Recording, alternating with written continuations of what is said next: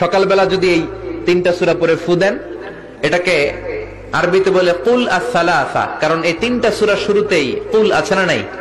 কুল হুয়াল্লাহু আহাদ, কুল আউযু বিরাব্বিল ফালাক, কুল আউযু বিরাব্বিন নাস।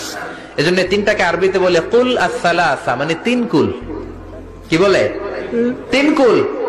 সূরাতুল ইখলাস, সূরাতুল ফালাক, সূরাতুন নাস।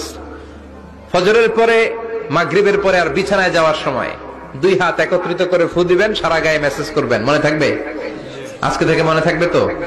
কালকে থেকে এটার আমল করা যাবে না?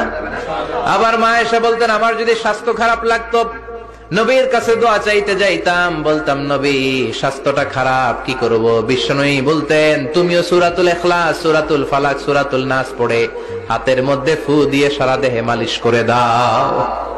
সুবহানাল্লাহ পড়েন। বিশ্বনবীর প্রতিদিনকার একটা আমল, দৈনন্দিন একটা আমল।